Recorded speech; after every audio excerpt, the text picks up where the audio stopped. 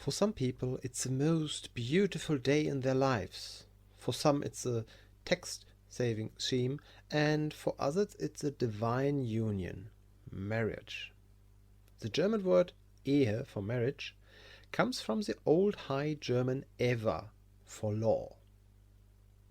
If you go back historically, marriage is a man's ability to determine which were his own children, as a woman knew this. In the various religions, marriage was always an important component and usually a ritual event when it was entered into. Similarly, apart from ancient Egypt, there was also a ban of incestuous relationships. Among the pharaohs, on the other hand, the divine of the family was to be preserved. Whether among the Germanic tribes, Greeks or Romans, marriages were practiced early on. However, this was not always the case for everyone, as those who had not property or no profession and could not support a family were sometimes not allowed to marry. Throughout the Holy Roman Empire from the Middle Ages until well into modern times, church records were an important source of determining who was married and who had children. It was again due to Napoleon and the conquest of Europe that the Holy Roman Empire was dissolved and French law was introduced, in which marriage could also be civil and no longer in churches and synagogues. At the latest, at the time of the Kulturkampf between Prussia and the Catholic Church, registry offices were introduced throughout Prussia and later throughout the German Empire. Since then, it has been clear that a legally valid marriage is concluded in a registry office, what is a civil marriage. Whether it is followed by a further ceremony in a church, synagogue, mosque, or in a free wedding ceremony is irrelevant for the legal process. In the GDR, attempts were even made to establish a socialist ceremony.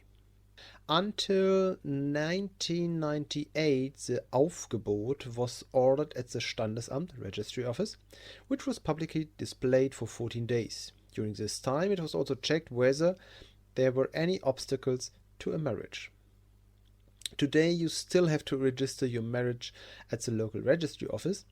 There is no fixed deadline for this.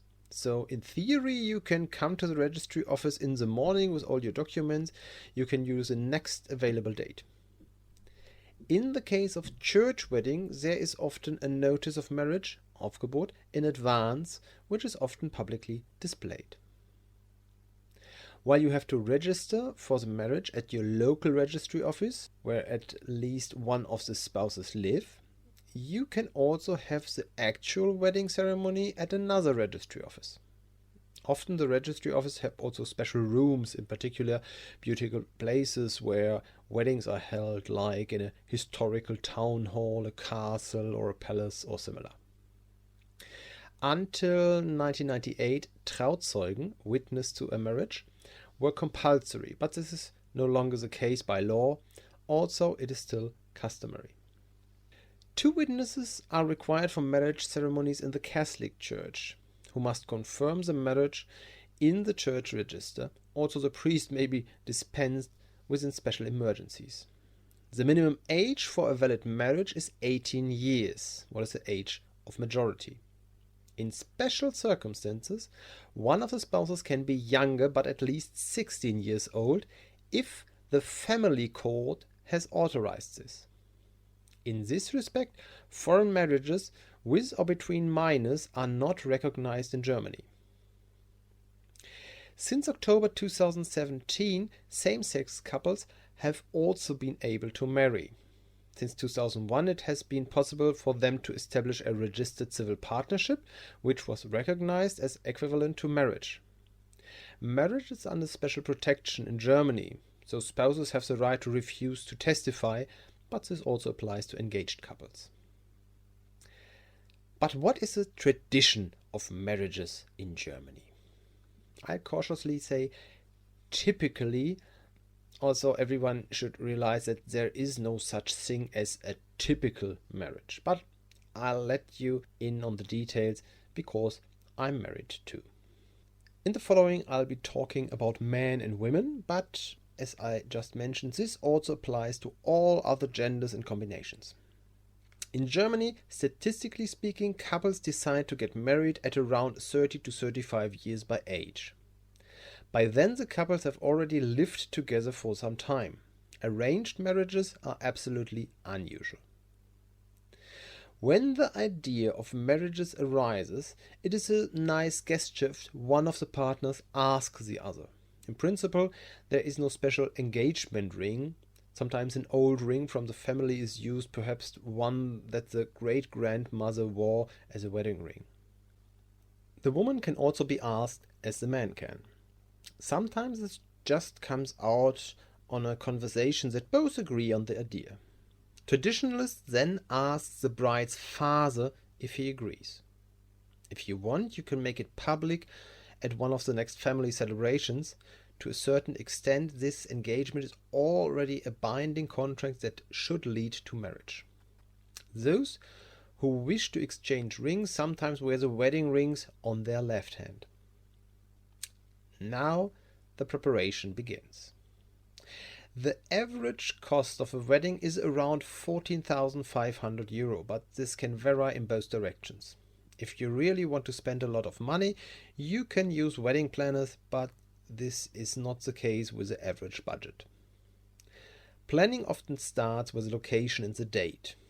The venue often dictates the date. Particular popular venues, perhaps an excursion steamer, a lighthouse, or a hall in a castle, are often fully booked long in advance. Sometimes certain dates are also very popular, like the 2nd February 2022, perhaps so that the man can remember it better. Then the question is how to reconcile this with a registry office and possibly a religious or a free wedding ceremony. It is not unusual for a church wedding to take place months or even years later. In addition to the location for the wedding ceremony, you also want to celebrate somewhere. This varies again and can be in the hall of a restaurant, a hotel, a parish hall, of a church, a community center, of the allotment garden association, or a special erected tent in the garden. During the preparation, 2 witnesses are traditionally chosen, a woman for the bride and a man for the groom. The task of both is to support the bride and the groom before and at the wedding, in addition to possible signatures. The bride wants a wedding dress and the groom a suit.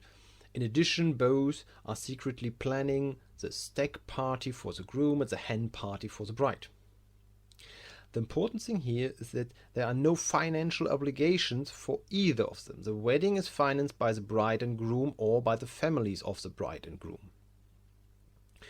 The bride's dress is traditionally paid for by the bride's father. As both Trauzeugen are involved in the dress selection, they can adapt their own wardrobe accordingly. As a witness, you don't buy a dress or suit for this one purpose, but something that you already have or that you can wear afterwards. During the planning stage, you plan the catering for the ceremony, the floral decoration for the church, and, if you haven't already done so, you choose the wedding rings. Traditionally, the husband should choose the bridal bouquet or have it made. My wife didn't allow herself to be talked into it. After all, it should match with the rest of the floral decoration. In Germany, the rings cost somewhere between 1,000 and 2,000 euro, rarely more. The diamond that is often included in the bride's ring is also rather inconspicuous and small. You want to have photos or even a CD of the wedding ceremony and are looking around for someone who can take good photos, whether it's a friend or a professional photographer. You may need musicians or a DJ for the reception. There should of course be a wedding cake. Invitations are sent out. Typically, there is an invitation for the wedding and the Polterabend, wedding eve party. So one day or perhaps a week before the civil ceremony, a Polterabend takes place. There may be even more people than are actually invited to the wedding reception, such as neighbors or sometimes a whole village, work colleagues, school friends, sportsmates, etc. The attire for the Polterabend is very casual. There is typically salad, perhaps something for barbecue, plus beer and lemonade. The guests often bring a present, especially if they are not coming to the wedding. Porcelain is brought also along and smashed. Depending on the region, a vase or garland may be tied to decorate a couple's or bride's house later. It is advisable not to organize a stag or hen night directly before the wedding, as the bride or groom may not be fully fit afterwards. What is done on a corresponding evening is completely different. Sometimes it can be a little embarrassing when the bride or groom walks through the park or pedestrian zone with a hawker's tray, wearing a tutu or sash and selling condoms, sweets or schnapps to passers-by. But it could also be that the good friends simply go paintballing on a raft trip or geocaching and later celebrate in a garden or pub. There are also rumors that the ladies or gentlemen have visited a strip bar. Of course, all those involved in the planning will maintain confidentiality towards the bride or groom, and they don't have to tell each other later what happened that evening. The man sleeps out the night before the wedding. This is because the man should not see the bride in a dress before the wedding. On the day of the wedding, the groom collects the bride's bouquet and goes to the registry office. Whether the bride is then driven in a normal car, a special car, or a carriage, it's a matter of taste or a question of price. At the registry office, the man wears a suit and the woman also wears a suit or dress. This is not necessarily the same dress as for the church wedding, especially if there is a long time until the church wedding. Traditionally, the white wedding dress is not that old. Queen Victoria first married in white in 1840 and started a trend that began in the aristocratic houses and wealthy families, while ordinary people still wore their best dress, often in black, possibly with a white veil. Those who have both ceremonies on the same day, perhaps immediately after each other, naturally wear the same thing all day long. Today the white dress is supposed to symbolize innocence, which some women take so seriously that if they are no longer virgins, at least if they already mothers, sometimes switch to a cream-colored dress. However, I've never seen anyone complain about a white dress. The ceremony at the registry office is quite short, less than 30 minutes. Apart from introductory words, it really only depends on whether the bride and groom are willing to enter into marriage. If both agree, they are married. If you like, you can use the rings and put them on. The registry office is often like a pigeon loft.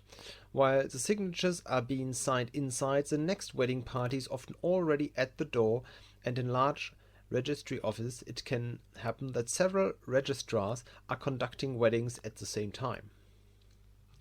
As it is usually more crowded here, often only the invited guests or only some of the invited guests come along. From the registry office, the guests are taken to the church or the ceremony.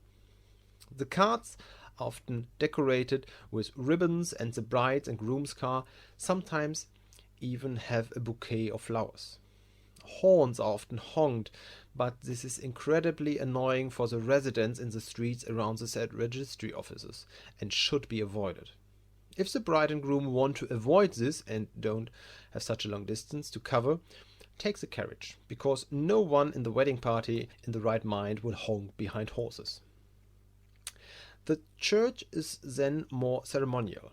The groom often sits alone in front of the altar, while at the right moment the bride is brought to the groom with music. Traditionally, the father of the bride hands over the bride here. In theory, the entire congregation can be present at the church wedding, often all the neighbors, friends, relatives and acquaintances who happen to have time. Then, depending on the denomination, the religious ceremony takes place and the rings are traditionally exchanged. In Germany, the wedding ring is worn on the ring finger of the right hand. If not already after the registry office, then after the church, there is a small drink and congratulations from neighbors, acquaintances and others who are only invited to the church but not to the later celebration. This is another opportunity to present gifts. Then, it's off to the ceremony. Depending on the time of the day, the route, the wedding photos should be included in between. If you got married before noon, invite people for lunch. If you got married afternoon, invite them for coffee and cake or dinner. Whether a multi-course menu or a buffet depends on the location and planning. On average, 61 people attend such a party. Depending on the circle of friends and acquaintances, anything between 30 and 100 is normal. It is often difficult to find large halls. When we were invited to a Turkish wedding of our neighbors with 1,500 guests in a Schützenhalle, it was really something special for us. Depending on who you invite, you have to bear in mind that you might have something to do for small and older children. A speech is actually standard. It often comes from the father of the bride, but sometimes it also the best man or several speakers. Here too you can intersperse the speeches in the planning, like after the arrival, after the coffee, before the dancing, etc. Sometimes the guests also conspire to play games, for example by asking the bridal couple separate questions and asking them to give the same answers. Depending on the region, it can also be exciting if the bride is kidnapped in an unobserved moment. Usually some good friends take the bride with them and disappear into a pub. They may also wander from pub to pub. The groom then has to find out where they are and usually has to pay the bill left behind in the last pub.